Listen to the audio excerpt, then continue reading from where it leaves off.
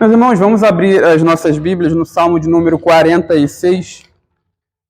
Salmo de número 46. Salmo de número 46. Eu peço aos irmãos que acompanhem aí a leitura, farei a leitura, acompanhem atentamente a palavra do Senhor. Então diz assim: ao mestre de canto, dos filhos de Coré, em voz de soprano, cântico. Deus é nosso refúgio e fortaleza, socorro bem presente nas tribulações. Portanto, não temeremos, ainda que a terra se transtorne e os montes se abalem no seio dos mares, ainda que as águas tumultuem e espumejem, e na sua fúria os montes se estremeçam. Há um rio cujas correntes alegram a cidade de Deus, o santuário das moradas do Altíssimo. Deus está no meio dela, jamais será abalada. Deus a ajudará desde antemanhã. Bramam nações, reinos se abalam, ele faz ouvir a sua voz e a terra se dissolve. O Senhor dos exércitos está conosco. O Deus de Jacó é o nosso refúgio. Vinde, contemplai as obras do Senhor, que assolações efetuou na terra. Ele põe termo à guerra até aos confins do mundo. Quebra o arco e despedaça a lança, queima os carros no fogo. Aquietai-vos e sabei que eu sou Deus, sou exaltado entre as nações, sou exaltado na terra. O Senhor dos exércitos está conosco, o Deus de Jacó é o nosso refúgio. Meus irmãos, em 1521, Lutero, o reformador Lutero, foi convocado para a chamada Dieta de Worms, que foi uma assembleia legislativa convocada pelo imperador Carlos V, e nessa assembleia ele trataria ali, ou tratariam ali, sobre as ideias de Lutero, sobre os seus escritos, Os irmãos se lembram muito bem que Lutero falava contra várias doutrinas erradas, equivocadas, que eram ensinadas ali pela Igreja Católica. A venda de indulgências era uma delas. E Lutero, ele sabia que havia o perigo dele ser levado à morte. Então ele estava ali meio que contra a parede. Ele poderia muito bem fugir, mas ele decidiu comparecer a essa assembleia. E ali, a gente sabe pela história que Lutero se manteve firme na sua posição.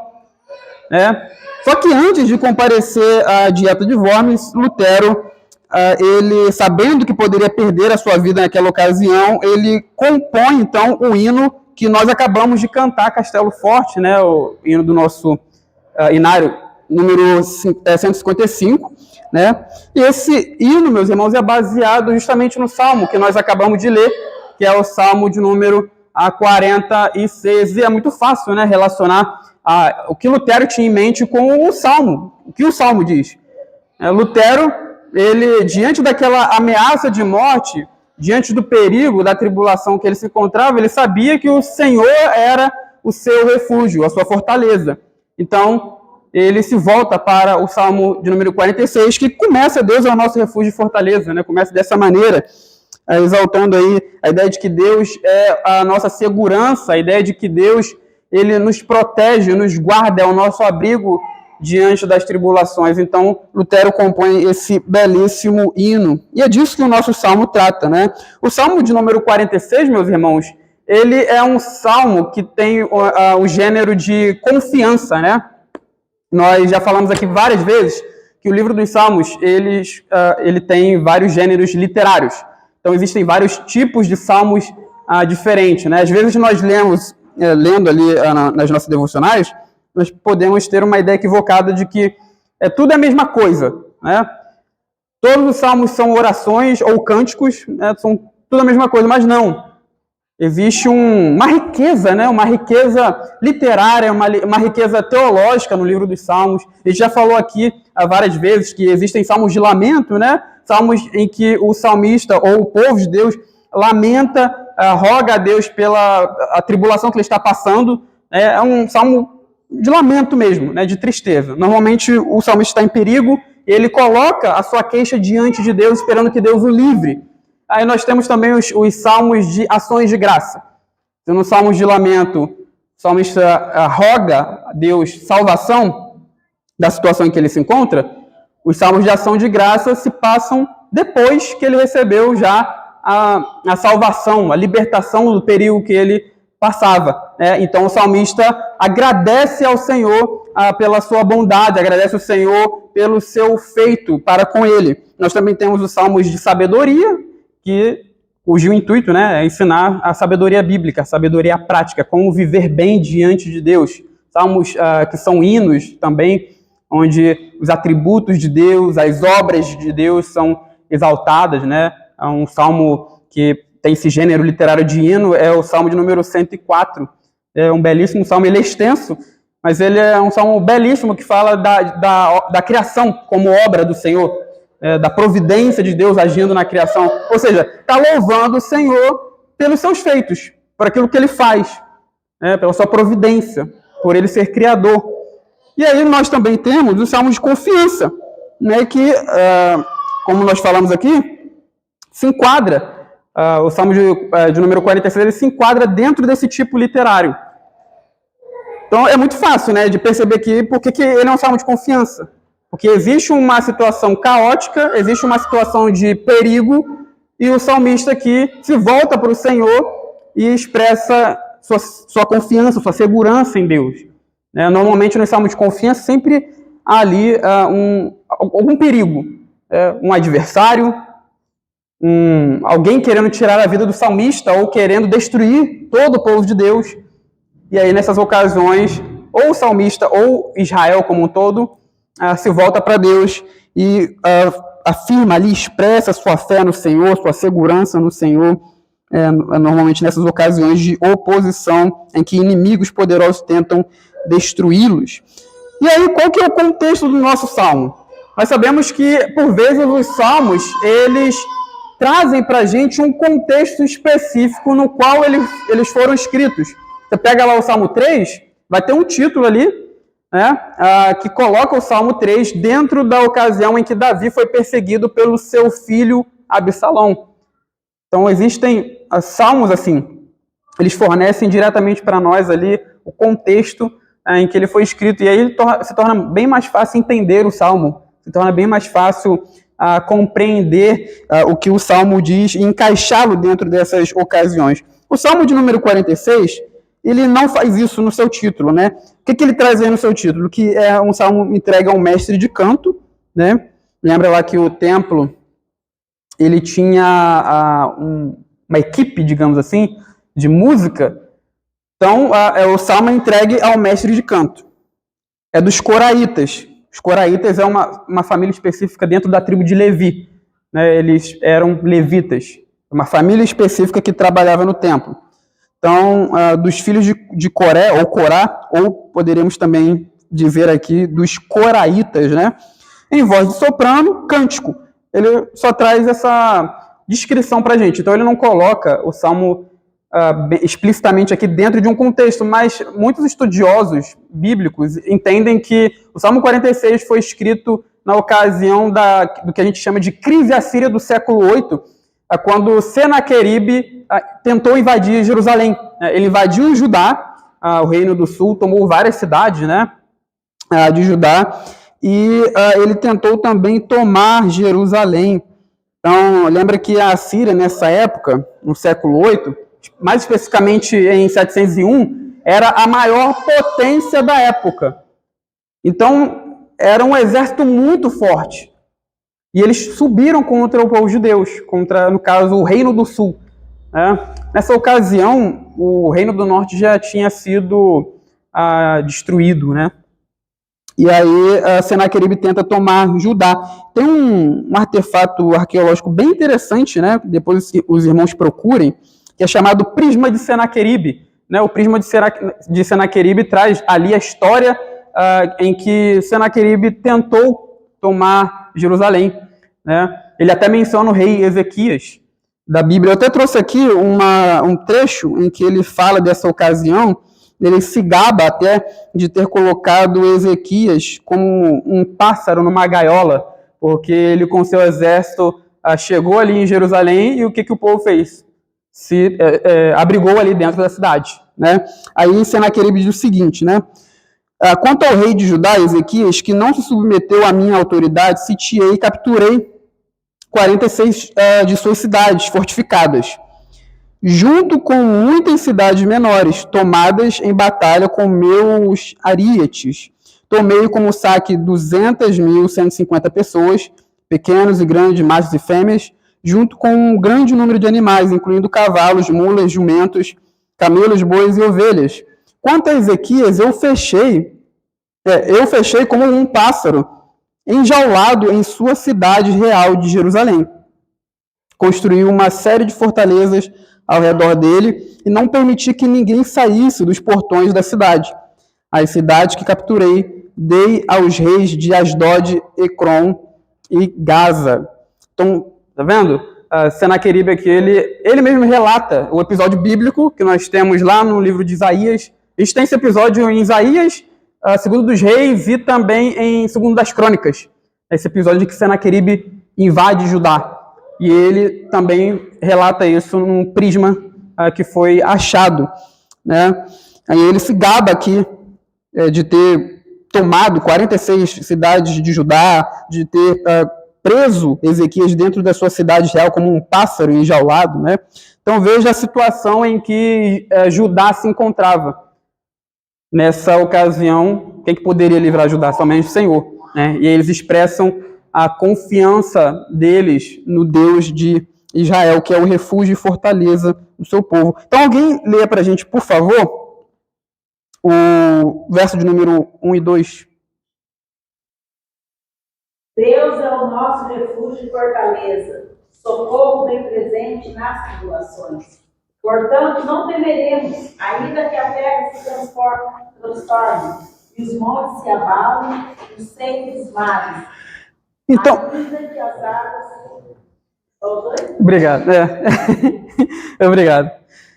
Então, veja que o verso de número 1 traz essa expressão, essa declaração, uma afirmação bem categórica, né? Deus é o nosso refúgio e fortaleza. É interessante essa ideia de Deus como refúgio, né? Porque, como nós mencionamos no início, o refúgio são são criados para que pessoas se abriguem em situações de perigo, situações de tribulação. Então, na época mesmo, né, a gente tinha ali as cidades de refúgio. Lembra lá quando Deus ordenou, deu a sua lei ao seu povo, ele ordenou que se construíssem cidades chamadas cidades de refúgio. Cidades onde um criminoso, alguém que cometesse um crime ou um homicídio culposo, né, onde não há intenção de matar, essa pessoa poderia se abrigar nessa cidade, né, fugindo do vingador de sangue. Então, eram cidades onde serviam de abrigo, né, para determinados tipos de pessoas. Então, existiam essas cidades na época, e a gente acabou de ler, né, que Senaqueribe tomou cidades fortificadas. Então, a ideia de cidades seguras, cidades que serviam de fortaleza. E na época isso era muito importante, né? Era guerra para tudo quanto é lado. Era necessário, então, cidades que fossem seguras para as pessoas. E o próprio povo de Judá usou Jerusalém como um refúgio. Porque Senaqueribe chegou ali, né? E o que o povo fez? Foi tudo para dentro de Jerusalém, né? Jerusalém era cercada de muros e eles se abrigaram ali dentro da capital do Reino do Sul, né? Que era a cidade de Jerusalém na época. E aí, meus irmãos, só que, embora o povo de Deus tenha se abrigado ali na cidade, veja que eles não afirmam aqui, Jerusalém é o nosso refúgio e fortaleza, né? A expressão de fé deles aqui não está na cidade, não está em Jerusalém. Embora eles tenham usado Jerusalém como um refúgio. Mas a ideia é a seguinte, a gente está usando Jerusalém aqui, mas Jerusalém não é o nosso refúgio último. Né? Não é a nossa segurança absoluta. Jerusalém não é a nossa segurança absoluta. E a gente também passa por situações assim, né? Nós usamos várias coisas no nosso dia a dia, né, que nos trazem segurança, Por exemplo, quando você vai dirigir, você coloca o cinto de segurança, porque é importante para te proteger, né? Mas você não pode colocar a sua segurança última num cinto de segurança, porque é uma coisa falha, né? Assim também, a cidade de Jerusalém poderia cair, como caíram as cidades fortificadas de Judá que Senaqueribe tomou. Então, Jerusalém poderia, na época, ser mais uma cidade que Senaqueribe tomaria. E é por isso que o povo de Deus não colocou a sua segurança última, absoluta, em Jerusalém, mas sim no Senhor, né? Ele que é o meu abrigo, Ele que é o meu refúgio, Ele que é a minha força ou fortaleza, né? Aí ele vai falar aqui de Deus como um socorro bem presente nas tribulações. A ideia aqui de socorro bem presente não é bem a ideia de que a gente lembra que pode trazer a ideia de que Deus está presente nas nossas tribulações. Isso é verdade. Não estou falando que isso é mentira. É bem verdade que Deus está presente na nossa tribulação. Mas o texto hebraico aqui, ele traz a ideia de que Deus ele é um socorro, é uma ajuda que nós podemos ter ou encontrar em momentos de muita necessidade, tá? O hebraico traz literalmente isso, é socorro ou ajuda encontrada, né, em muita necessidade.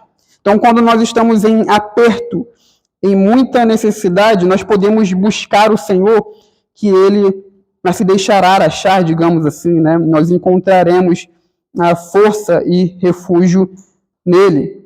E aí, continuando aí, o texto, é interessante que essa ideia de encontrar refúgio no Senhor foi exatamente o que o rei Ezequias fez quando o exército de Senaqueribe subiu contra Jerusalém, né? Lá a história fala que o mensageiro de Senaqueribe, ele fez um grande discurso, né? Um grande discurso lá. Ele agiu como porta-voz do rei da Síria. E ele falando ali, se gabando, né?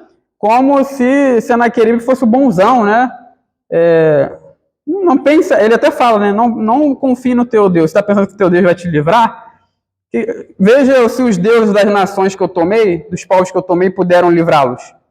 Eles não puderam fazer nada contra mim. Você está pensando que Yahvé vai fazer alguma coisa? Então não confie no seu Deus, pensando que ele vai livrar vocês dessa situação, porque não vai. Né? Então, Rabzaqué, né, que é o mensageiro de Senaqueribe, ele, falando ali como porta-voz do rei, se gaba do que Senaqueribe fez. E aí Ezequias, depois de acabar todo esse discurso, ele se volta para Deus, né? Diz lá que ele vai ao templo, ele ora, ele manda mensageiros ao profeta Isaías, que era o profeta na época. Então a ideia de que o rei Ezequias, ele busca a face do Senhor, né, porque ele viu no Senhor a ideia de que ele poderia encontrar segurança, né, encontrar ajuda em momento de muita necessidade, como era o contexto aqui da ocasião. E daí vem a expressão de confiança no verso de número 2. Portanto, né, se o Senhor é o nosso refúgio e fortaleza, se Ele é o socorro bem presente, ou o socorro que nós podemos encontrar em muita necessidade, portanto, não temeremos. Né? Então, é uma expressão aí de confiança no Senhor. E aí, é interessante que essa confiança, ela é demonstrada, então, na capacidade de não ter medo diante da ameaça do caos. O que o verso de número 2 e 3, né, eles descrevem? Ele descreve um caos. Então, você vê aí que vai falar ainda que, ou poderia ser também traduzido como quando, né, não temeremos quando a terra se transtornar, ou quando os montes se abalarem no seio dos mares. Aí vai falar, né, ainda que as águas, ou quando as águas se tumultuem e espumejem na sua fúria, os montes se estremeçam. A ideia aí, quando fala do mar e também dos montes sendo abalados no coração dos mares, é a ideia exatamente de caos, né? Porque na Bíblia a gente percebe que o mar ele é usado com essa simbologia, simboliza o caos. É interessante que quando a gente vai lá em Gênesis capítulo 1, a cosmologia que aparece ali, a cosmologia israelita, mostra Deus fazendo ou criando um ambiente estável para que o ser humano habite, né? Deus ele vai criando tudo ali, organizando, né, toda a criação, dia após dia, criando, ordenando, nomeando, até que chega o último dia, no caso o sexto dia, em que Deus ele coloca o ser humano dentro da criação. Então, quando nós chegamos, digamos assim, quando nós chegamos no mundo, ele já está em um lugar habitável. Não é mais o mundo que aparece lá no princípio, que é um caos, né?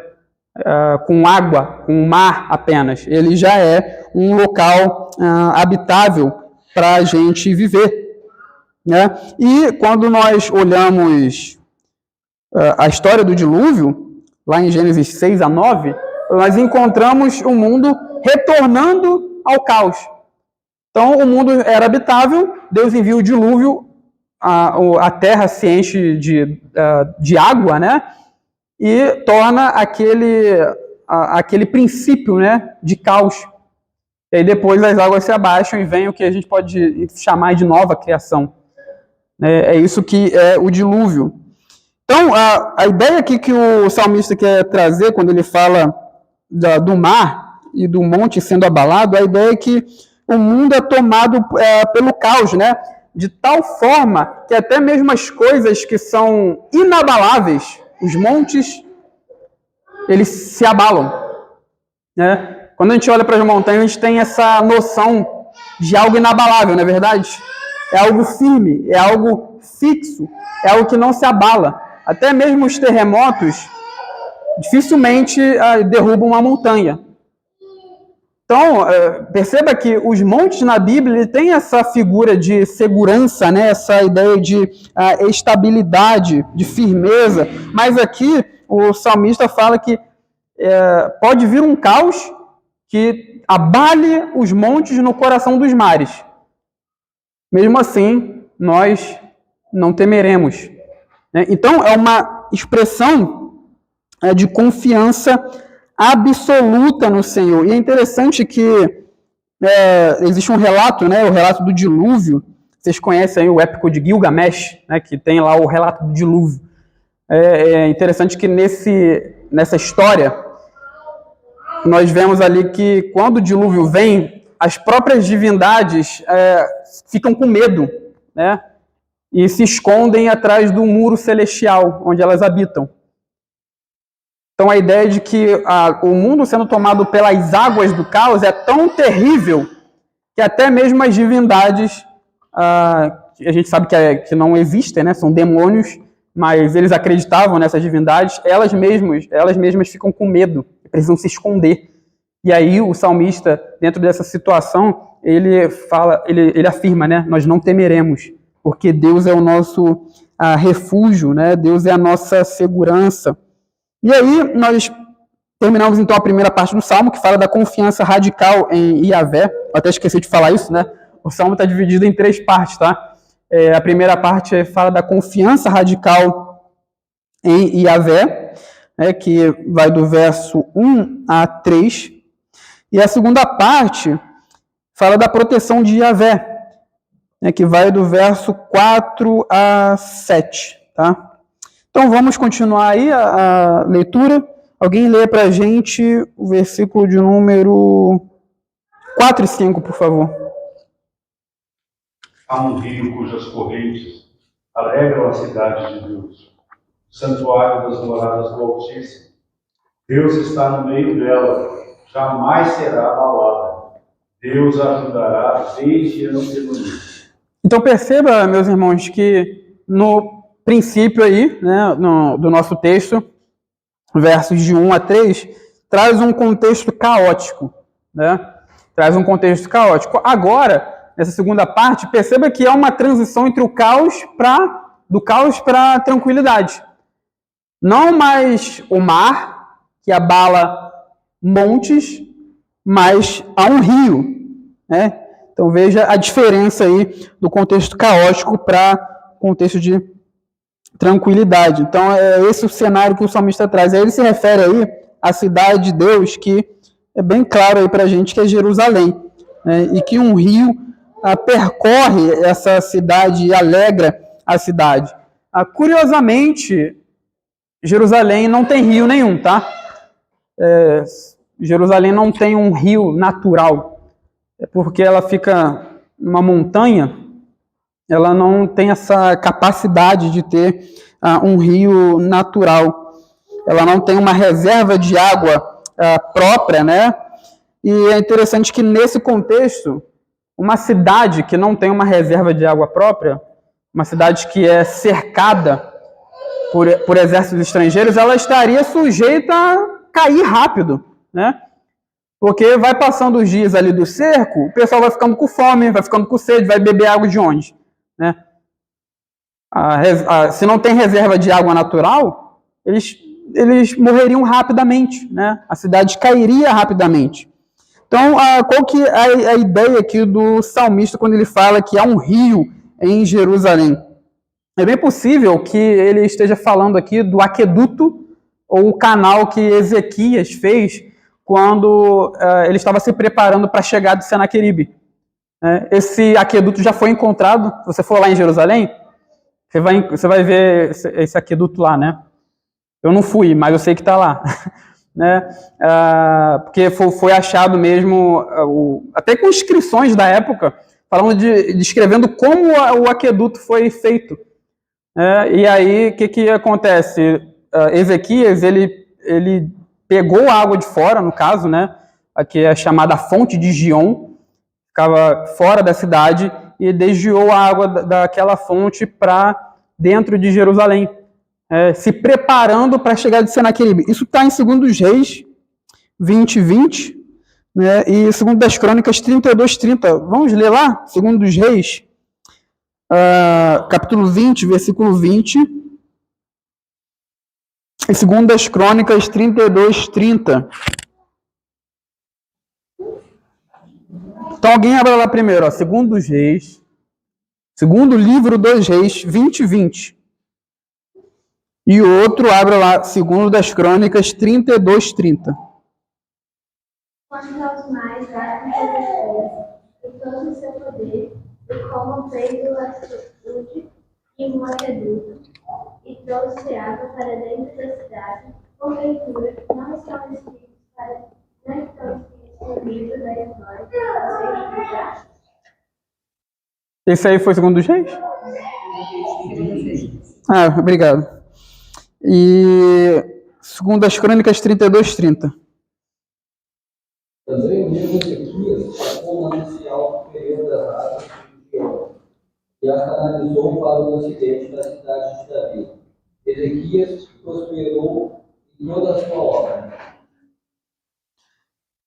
Então veja que são textos aí que se complementam, né?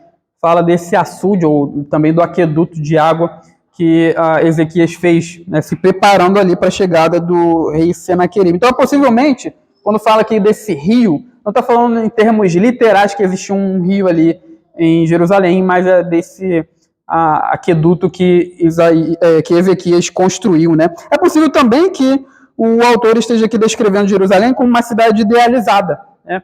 E aí ele traz essa descrição aí, comparando com o Éden, né? Nós sabemos que o Éden, o jardim no Éden, ele tinha um rio também que passava por ele. Isso está lá em Gênesis 2, do 10 a 14. Então é possível que o autor aqui esteja fazendo uma comparação, idealizando Jerusalém como a cidade de Deus, né, com o jardim no Éden, que também era o jardim do próprio Deus, né, onde ele tinha ali a sua presença. Mas aí, veja que ele traz esse contexto de tranquilidade, né, um rio cujas correntes alegram a cidade de Deus, santuário das moradas do Altíssimo. Aí ele fala aí que Deus está no meio dela, jamais será abalada, Deus a ajudará desde antemanhã. Então nós podemos fazer até uma comparação aqui, que o autor ele traz, entre a cidade de Deus e os montes. Nós vimos que os montes estão no coração dos mares. E os montes são abalados. A cidade de Deus tem Deus no meio dela, né? Aqui a ideia de... Ele usa uma palavra que é esquisita para a gente, mas ele usa entranha. Né? Deus está na entranha dela, a ideia de que Deus está num lugar central. Né? Lembra que para as pessoas na época, os sentimentos, as atitudes, elas vinham da entranha mesmo, né? Que também é chamado de coração na Bíblia. Então a ideia de que Deus ele está na parte central da cidade, e possivelmente é uma referência ao templo, e ela não será abalada. Então veja, uma cidade comparada com um monte é mais abalável, né? Um monte, como nós falamos, ele tem essa característica de ser algo que transparece, que apresenta a firmeza, a ideia de algo inabalável. Mas ele é abalado. Né? Quando chega o caos, o monte ele pode ser abalado. Aí o autor fala aqui, ó, Deus ele está no meio dessa cidade, a cidade não será abalada. A ideia de que, por Deus estar em Jerusalém, ele é que traz a proteção, ele que traz firmeza, ele que traz a segurança que o povo de Deus precisa. E aí ele termina falando que da manhã, né? Deus ajudará desde antemanhã. A ideia de que quando virá o dia, quando chegar amanhã, o Senhor agirá. No sentido de que Deus agirá rapidamente. Né? Naquele contexto de perigo, de tribulação, de angústia que o povo de Deus está passando, Deus ajudará no dia seguinte, ou seja, ele vai vir rápido para nos socorrer. E aí, o versículo de número 7, né, o Senhor dos Exércitos está conosco, Deus de Jacó é o nosso refúgio, que é o refrão do nosso texto, transitando aí para a última parte do Salmo. E aí, a última parte vai falar da paz de Yahvé, né, que vai do verso de número 8, melhor dizendo, até o verso de número 11. Alguém pode ler para a gente, por favor, o verso 8 e 9? Contemplai as obras do Senhor, e as soluções do ritual na terra. Ele põe termo à guerra até os confins do mundo, quebra o arco e despedaça a lança, queima os cabos de fogo. Então, veja que nesse contexto aqui agora, o salmista ele vai fazer um convite, né? Ou os filhos de Coré, melhor dizendo, eles fazem um convite. Venham, ou pode ser também entendido como vão, tá? Vão e contemplem e vejam os feitos, as obras do Senhor, aquilo que o Senhor faz, ou seja, ele chama aqui o povo de Deus a contemplar o que Deus faz para parar a guerra. Como ele faz isso? Aí ele vai explicar no versículo 9, a maneira como Deus para a guerra. Ele destrói as armas que são usadas para a guerra. Ele corta o arco, ele quebra a lança e queima os carros no fogo. E é interessante, meus irmãos, que esse convite aqui que os filhos de Coré fazem para contemplar as obras do Senhor, porque a ideia de que Deus faz coisas perceptíveis aos nossos olhos. Né? Deus faz coisas imperceptíveis, nós sabemos disso. Deus faz coisas que nós não conseguimos entender e nem ver. Deus está agindo o tempo todo. E tem coisas que a gente não consegue ver algo mais direto, né? Da parte de Deus, Deus agindo diretamente. Mas ele está agindo de modo imperceptível. Porém, Deus também age de forma perceptível. Ele faz coisas que não possuem explicações naturais. Coisas que você só pode explicar e só pode entender se você ver ali a mão de Deus agindo diretamente. Então, essa é a ideia que ele convida, ele chama, venham, vejam o que o Senhor fez, vejam como o Senhor traz livramento, né? E aí é interessante que no contexto ali da época em que Senaqueribe invade Judá, lembra que Deus ele age de forma perceptível e visível, salvando o seu povo. O que aconteceu com o exército de Senaqueribe, do rei da Síria? Lá o texto de Isaías, né? Isaías 37, 36 a 38, ele diz que o anjo do Senhor saiu ali no arraial dos assírios e matou 185 mil soldados, né? E aí a ideia de que quem contemplasse aquilo ali veria depois só os corpos, né, dos soldados que foram mortos pela mão do Senhor. Então o povo de Deus poderia contemplar visivelmente, explicitamente, o agir de Deus, né? O que Deus fez para livrar o seu povo daquele caos político-militar que foi a crise assíria, a invasão assíria a Judá. E aí ele fala, né, vinde contemplar as obras do Senhor, que assolações efetuou na terra, né? Ele põe termo à guerra até os confins do mundo, quebra o arco e despedaça a lança, queima os carros no fogo. E é interessante que esse texto aqui, ele mostra Deus como o guerreiro divino, né? É um tema bíblico, Deus aparecendo como um guerreiro divino que luta pelo seu povo, que age em favor do seu povo. Você vê isso, por exemplo, no Êxodo, né? Deus batalhando, envergonhando os deuses do Egito, né? Inclusive Faraó, que representava um deus do Egito. Você vê ali no livro de Josué, quando Josué entra na terra e ele leva os israelitas para guerrearem e expulsarem as nações que ali existem, Deus agindo como o líder militar também, né, do seu povo, a ideia de que Deus é um guerreiro divino. Ele luta, ele peleja pelas causas do seu povo. Quando nós nos vemos em aperto, quando inimigos se levantam contra nós, ele age em nosso favor, ele guerreia as nossas guerras, né, a nossa causa. E aí Deus aparece aqui dessa maneira. Ele é o guerreiro divino, e aqui ele é o guerreiro divino que traz paz, né? Ele põe o termo à guerra até os confins do mundo. Ele cessa com a guerra. E é interessante que aqui, né, de maneira bem breve, aparece esse tema da paz mundial, que é trabalhado também nos profetas. A gente encontra nos livros proféticos essa ideia de que haverá uma paz futura, uma paz mundial. Isso aparece em Isaías 2:4, Ezequiel 39, 7-9, né? Alguém lê para a gente Isaías 2:4, por favor? Que é um texto que vai falar que as nações, elas transformam as suas armas de guerra em armas de arado. A ideia de que a guerra cessa. Isaías 2:4, por favor. Ele julgará entre os povos e corrigirá muitas nações. Essas converterão as suas espadas em redes de arado e suas lanças em podadeiros. Uma nação não levantará a espada contra outra nação, nem aprenderão mais a guerra. Então, tá vendo? A ideia de que as nações guerreiam entre si.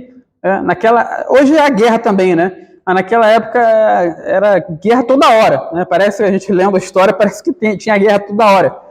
Então, até lendo a Bíblia mesmo, né? A gente encontra muitos relatos de batalha, de guerra, né? Quantas pessoas não deveriam morrer, né?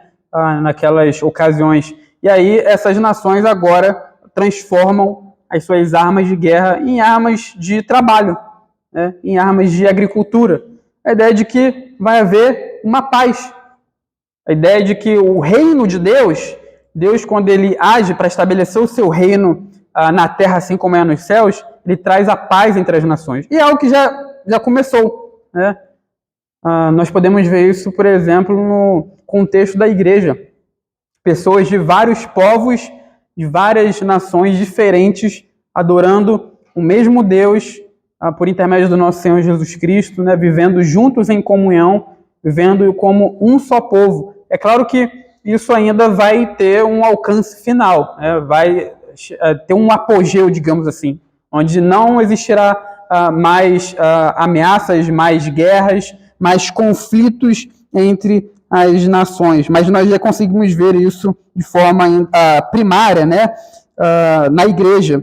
E aí ele termina aí, caminhando para aquietar-vos e saber que eu sou Deus, sou exaltado entre as nações, ser exaltado na terra, o Senhor dos Exércitos está conosco, o Deus de Jacó é o nosso refúgio, né? Então Deus, ele chama as nações à paz, né? Lembra que as nações, no versículo de número 6, elas bramam, elas rugem, a ideia de que as nações fazem barulho, e aí Deus, ele manda que elas se aquietem, né? E reconheçam que ele é o Senhor, que ele é o Deus que é exaltado entre as nações e a terra. E o que nós aprendemos então, meus irmãos, nesse Salmo de número 46?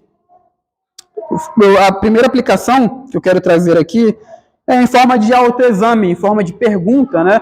Onde nós nos autoexaminamos. Onde está a nossa fortaleza?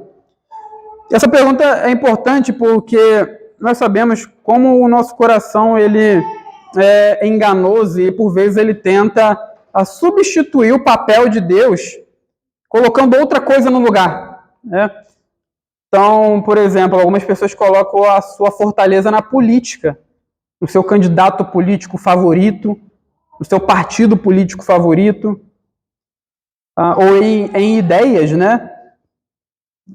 Por exemplo, ideias no conservadorismo, né? Que é algo importante, mas tem gente que acha que o conservadorismo é algo redentor, né?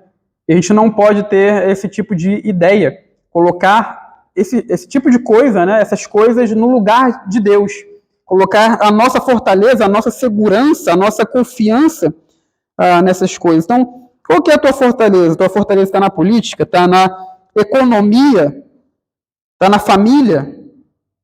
Veja que tudo isso aqui é importante, tá? Não estou falando contra a política, ninguém está aqui falando contra a política, contra a economia, contra a família. A ideia não é essa. São coisas importantes que Deus nos deu para nós usarmos para o nosso bem. Mas nós sabemos que nós podemos fazer dessas coisas ídolos, né? Colocar nessas coisas a nossa segurança, a nossa confiança última. Mas elas não podem ser a nossa segurança última, elas não podem ser a nossa fortaleza, né? Porque quando o caos chegar, quando o caos chega na nossa vida, essas coisas podem ruir. E aí vai trazer a frustração.